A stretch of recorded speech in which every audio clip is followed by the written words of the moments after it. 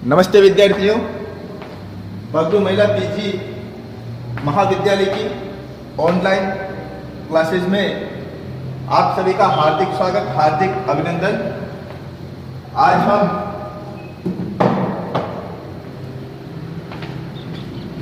BCom part 3 में हमने एक टॉपिक पढ़ा था संचालकों के बारे में। तो आज हम इसी बुक का, इसी चैप्टर का आगे का टॉपिक है पढ़ने वाले। तो देखेंगे एक बार, हमने संचालकों के बारे में पढ़ा था कि संचालक कौन होते हैं। तो विद्यार्थियों, ये ध्यान देने योग्य बात है कि आखिरकार संचालक कौन होते हैं। इसकी विस्तृत डिटेल जो है हमने पहले वाले वीडियो में पढ़ ली थी। आज हम इसका आगे का पढ़ने वाले हैं, परंतु फिर भी एक मोटे मोटे रूप में बता देता हूं कि संचालक कौन होते हैं। प्रत्येक जो रजिस्टर्ड कंपनी होती है उसमें एक संचालक मंडल होता है, संचालक मंडल होता है। उस संचालक मंडल में नियुक्त किया गया संचालक के पद पर जो भी व्यक्ति होगा वो कंपनी का संचालक ही कहलाएगा। कौन से रूप में कहलाएगा विद्यार्थियों? वैधानिक रूप से हम तभी उसको संचालक कहेंगे, किसी व्यक्ति को संचालक हम तभी मानेंगे जब कंपनी के संचालक मंडल का वो सदस्य होगा। सामान्य रूप से भले वो पूरी कंपनी का कार्यभार संभालता हो, लेकिन वो संचालक मंडल का सदस्य नहीं है, तो ऐसी स्थिति में वो संचालक नहीं कहलाएगा। वो कार्यकारी प्रबंधक कहला सकता है, प्रबंधक कहला सकता है, वो एक मुख्य अधिकारी कहला सकता है, परंतु संचालक नहीं कहलाएगा। संचालक के पद को धारण करने के लिए उसे संचालक मंडल की सदस्यता लेनी आवश्यक है। तो आज का हम टॉपिक पढ़ रहे हैं विद्यार्थियों, वो पढ़ रहे हैं संचालक की स्थिति। अर्थात जब एक संचालक किसी कंपनी में कार्य करता है तो उसकी स्थिति क्या होगी, संचालक की स्थिति क्या होगी, इसके बारे में आज पढ़ने और समझने वाले हैं। कि कंपनी के देखो संचालक की नियुक्ति हुई है, जो संचालक मंडल का सदस्य है, तो कंपनी में किस किस रूप में कार्य करता है, किस किस रूप में वो कंपनी में अपने अधिकार और दायित्वों का निर्वहन करता है, इसके बारे में आज इस वीडियो में हम पढ़ने वाले हैं। संचालक केवल कंपनी का संचालक ही नहीं होता, वो कंपनी में अन्य दायित्वों को भी पूर्ति करता है, उनका भी निर्वहन करता है। वो कौन कौन से दायित्व हैं जो संचालक के पद पर रहते हुए उन दायित्वों का निर्वहन करता है। तो आज हम ऐसे दायित्वों के बारे में पढ़ने वाले हैं, ऐसे पदों के बारे में आज हम अध्ययन करने वाले हैं। तो देखिए विद्यार्थियों, संचालकों की स्थिति क्या होगी। पहला है हमारे पास एजेंट के रूप में, अर्थात जो कंपनी होती है, तो कंपनी जो होती है एक अमूर्त कंपनी होती है। वो बोल नहीं सकती, कहीं जा नहीं सकती, बात नहीं कर सकती, अनुबंध नहीं कर सकती, सिग्नेचर नहीं कर सकती। तो कंपनी की तरफ से कार्य कौन करे? तो भले ही एक व्यक्ति संचालक हो, वो कंपनी में संचालक के पद पर कार्य करता है, परंतु जब भी वो तृतीय पक्षकार से किसी प्रकार का अनुबंध करता है तो उस समय उसकी स्थिति एजेंट के रूप में हो जाएगी। क्योंकि एजेंट का मतलब क्या होता है? एजेंट एक ऐसा व्यक्ति होता है जो अपने प्रदान के विभिन्न कुछ कार्य ऐसे होते हैं जो प्रदान कर सकता है, परंतु उसके पास समय नहीं होता, तो वो खुद उस कार्य को न करके किसी अन्य व्यक्ति से करवाता है। तो वो जो अन्य व्यक्ति होगा वो एजेंट होता है। तो यहां पर कंपनी स्वयं कुछ कार्य नहीं करती, वो किसी न किसी व्यक्ति या व्यक्ति के समूह को अपने कार्य करने के लिए नियुक्त करती है। तो वो व्यक्ति जो होंगे वो संचालक मंडल में होंगे, वो संचालक होंगे। परंतु जब वो तृतीय पक्षकार से किसी प्रकार का कोई कार्य करते हैं या अनुबंध करते हैं तो उस समय वो कंपनी के एजेंट के रूप में कार्य करते हैं, क्यों कंपनी स्वयं तो अनुबंध करने आएगी नहीं। तो वो अधिकारी जो होगा, कंपनी का संचालक जो होगा, वही व्यक्ति तृतीय पक्षकार से अनुबंध करेगा, तो किसी भी प्रकार का अनुबंध है तो उस समय कंपनी के जो अधिकारी होंगे अर्थात संचालक जो होगा वो किसकी भूमिका में आ जाएगा विद्यार्थियों? वो संचालक जो होगा वो केवल और केवल एजेंट की भूमिका में नजर आएगा। परंतु यहाँ पर एक विशेष बात ध्यान देने योग्य है विद्यार्थियों। वो बात क्या है, हम देखते हैं विद्यार्थियों, समझने की एक बार कोशिश करना कि जब भी किसी कंपनी का रजिस्ट्रेशन होता है तो हमें पार्षद सीमा नियम और पार्षद अंतर नियम बनाने होते हैं। पार्षद सीमा नियम और पार्षद अंतर नियम हमें बनाने होते हैं। उस समय अगर कोई संचालक कोई ऐसा कार्य कर रहा है तो पार्षद अंतर नियम के बाहर का कार्य हो, अर्थात किसी संचालक को ये अधिकार, डॉक्यूमेंट में ये अधिकार नहीं दिया गया है कि आप किसी अन्य प्रकार का कार्य करें जब भी सीमा से जाके कार्य करें। तो ऐसी परिस्थिति अगर उत्पन्न हो जाती है कि एक संचालक जो होगा अपनी विभिन्न सीमाओं से बाहर जाके कार्य करता है जो कंपनी के लिए हानिकारक हो, तो उस समय कंपनी की कोई जिम्मेदारी नहीं होती है। उस समय उसका व्यक्तिगत दायित्व बनता है कि वो जिन व्यक्तियों को नुकसान हुआ है उनकी क्षतिपूर्ति संचालक स्वयं अपने निजी धन संपत्ति से उसकी क्षतिपूर्ति करे। लेकिन ये नियम कब लागू होगा विद्यार्थियों? ये नियम तभी लागू होगा जब कोई संचालक अपने सीमा नियम के बाहर जाके काम करता है, अपने अधिकारों से बाहर जाके काम करता है। अधिकार कौन से विद्यार्थियों? कंपनी द्वारा एक संचालक के रूप में जो उसे अधिकार दिए गए हैं उन अधिकारों से वो बाहर जाके अगर कार्य करता है और सामने वाले व्यक्ति को कोई हानि हो जाती है तो उसकी क्षतिपूर्ति जो होगी वो संचालक जो होगा वो अपने व्यक्तिगत संपत्ति से करेगा। कंपनी की संपत्ति से उसकी क्षतिपूर्ति करने का उसे का कोई अधिकार या दायित्व नहीं बनता है। आगे चलते हैं विद्यार्थियों दूसरे पॉइंट की तरफ। प्रन्यासी के रूप में प्रन्यासी कौन होते हैं? प्रन्यासी ऐसे व्यक्ति होते हैं जो विभिन्न संपत्ति जो होती है कंपनी की उनकी देखरेख करते हैं, विभिन्न बड़े जो आधारभूत फैसले जो होते हैं वो लेते हैं और संचालकों का मार्गदर्शन करते हैं कि आपको कंपनी में किस प्रकार का कार्य करना है। तो इस प्रकार से व्यक्ति का ग्रुप जो होता है वो ट्रस्टी कहलाता है, अर्थात प्रन्यासी कहलाता है। तो यहाँ पर संचालक जो होते हैं वो प्रन्यासी के रूप में भी कार्य करते हैं, अर्थात कंपनी के लिए कौन सी चीज सही होगी, कंपनी के लिए कौन सा अनुबंध गलत होगा, कंपनी को ऐसा कौन सा कार्य करना चाहिए जिससे कंपनी की ग्रोथ हो। ये सारे जो फैसले होंगे, जो फैसले लिए जाते हैं, तो इन फैसलों में संचालक की भी एक विशेष भूमिका होती है। इस विशेष भूमिका के कारण ही संचालक जो होते हैं, संचालक मंडल जो होता है उस कंपनी में एक प्रन्यासी के रूप में, प्रन्यासी विद्यार्थी एक हिंदी का शब्द है, अंग्रेजी में कन्वर्ट करते हैं तो ट्रस्टी होता है। ट्रस्टी एक ऐसा समूह होता है जो उस कंपनी की पूरी भागदौड़ को संभालता हो, चाहे वो बाहरी मैनेजमेंट हो या आंतरिक मैनेजमेंट हो। संपत्ति के कार्य को संभालने वाला जो ग्रुप होता है, जो समूह होता है विद्यार्थियों, उसे ही सामान्य भाषा में हम प्रन्यासी कहते हैं और अंग्रेजी भाषा में इसे हम ट्रस्टी कहते हैं।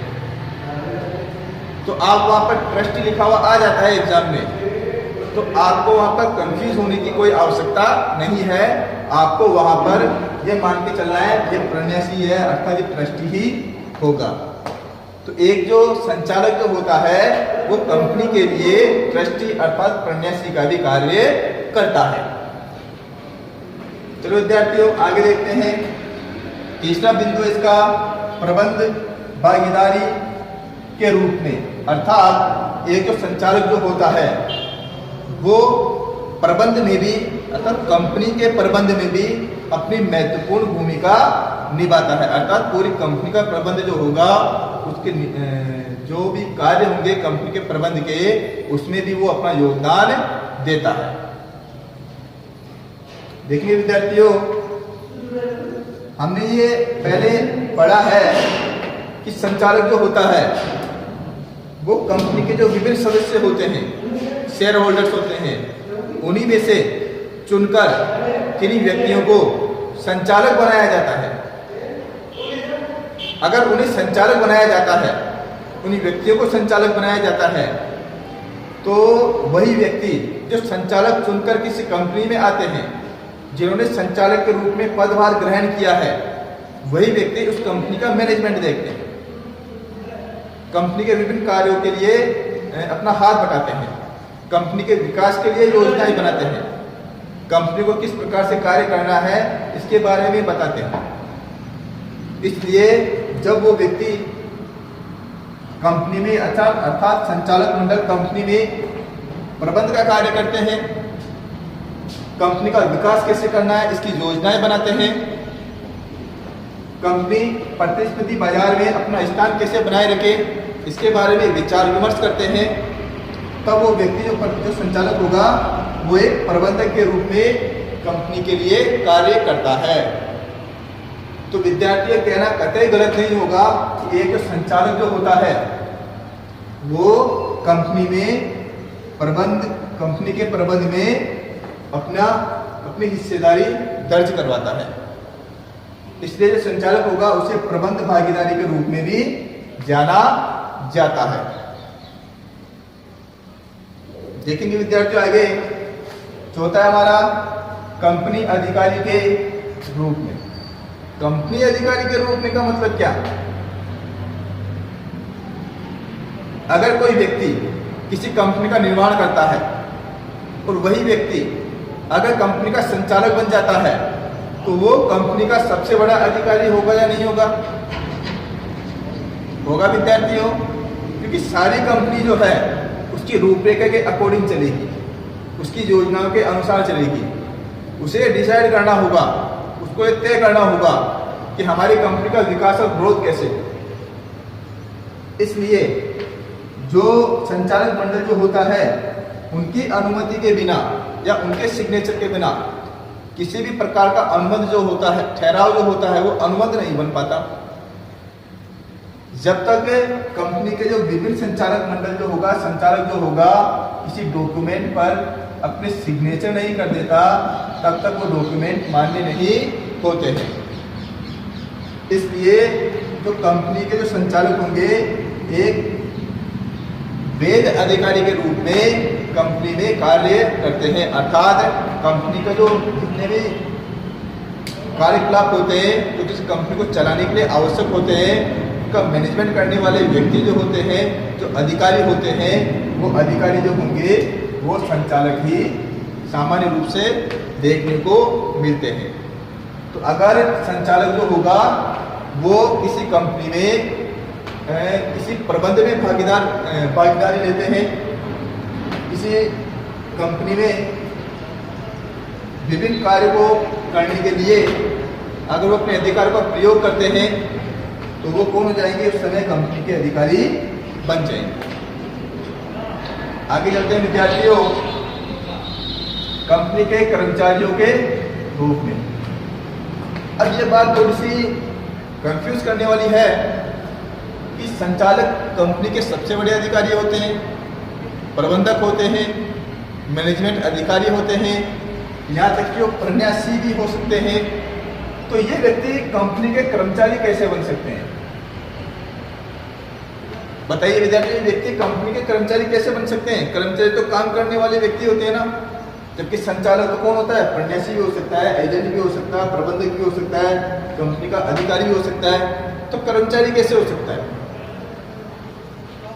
तो इनमें कंफ्यूज होने वाली कोई बात नहीं विद्यार्थियों, ये सीधा सा है।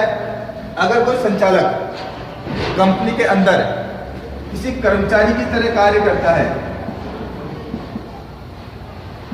अर्थात वो कर्मचारी की भूमिका निभाता है, संचालक तो वो है ही, उसके पद से उसको हटाना नहीं है। संचालक होते हुए जो किसी कर्मचारी की तरह कार्य करता है उस कंपनी के लिए, तो वो कंपनी का क्या बन जाता है? कर्मचारी के समान बन जाता है। जैसे कोई कंपनी का संचालक है तो वो कंपनी की पूर्ति अधिकारी के रूप में कार्य करता रहता है। कंपनी में कितना माल आ रहा है, कितना माल जा रहा है, इसका लेखा जोखा देखता हो, इसका कार्य संभालता हो, तो इसका मतलब वो कंपनी के कर्मचारी के रूप में कार्य कर रहा है। तो उस समय उसकी स्थिति जब वो कर्मचारी के रूप में काम कर रहा है तो कंपनी का कर्मचारी कहलाता है। परंतु जब वह व्यक्ति उस कार्य में अपनी महत्वपूर्ण भूमिका निभाता है, जो संचालक के रूप में कार्य करने लग जाता है, जब संचालक के अधिकारों का प्रयोग करता है, तब उसी कर्मचारी की स्थिति, उसी व्यक्ति की स्थिति संचालक के रूप में बन जाती है। तो ये कहना कतई गलत नहीं होगा विद्यार्थियों कि एक संचालक जो होता है वो कंपनी में कर्मचारी के रूप में भी कार्य कर सकता है। उसका संचालक का पद तो ऐसे कैसे बना रहेगा, परंतु जब वो कंपनी के लिए कर्मचारी का काम कर रहा है ना, उस समय वो कंपनी का कर्मचारी भी कहलाएगा और संचालक भी कहलाएगा। तो ये कहना गलत नहीं होगा कि संचालक जो होंगे वो कंपनी के कर्मचारी के रूप में भी कार्य कर सकते हैं। ठीक है विद्यार्थियों, आगे देखते हैं। हमारा अंतिम पॉइंट है एक आवश्यक अंग के रूप में। एक आवश्यक अंग के रूप में, तो ये सीधा सीधा से कह रहे हैं कि कंपनी का जो संचालक होगा वो एक आवश्यक अंग के रूप में कंपनी के लिए काम करेंगे। एक बार इस बात की कल्पना करें कि एक बहुत बड़ी कंपनी है परंतु उनमें संचालक नहीं है, तो क्या वो कंपनी ग्रोथ कर पाएगी? क्या कंपनी कार्य कर पाएगी? क्या कंपनी का विकास हो पाएगा? क्या कंपनी में प्रोडक्शन हो पाएगा? क्या कंपनी में प्रबंध का कार्य पूर्ण रूप से सही हो पाएगा? तो ऐसा कोई भी कार्य नहीं हो सकता। तो इसलिए कहा जाता है कि बिना संचालकों के कंपनी जो होगी वो पंगु होगी, अर्थात किसी प्रकार का कोई कार्य नहीं कर पाएगी। इसलिए कंपनी जो होगी उस कंपनी से संचालकों को अलग नहीं किया जा सकता, अर्थात उस कंपनी का एक बहुत ही महत्वपूर्ण और आवश्यक अंग होते हैं। किसी भी कर्मचारी को आप अलग नहीं कर सकते। अगर आप क्षमा करें संचालकों को, अगर आप संचालकों को अगर अलग कर देते हैं कंपनी से, अगर संचालकों को आप अलग कर देंगे तो यहाँ पर कंपनी को फिर चलाएगा कौन?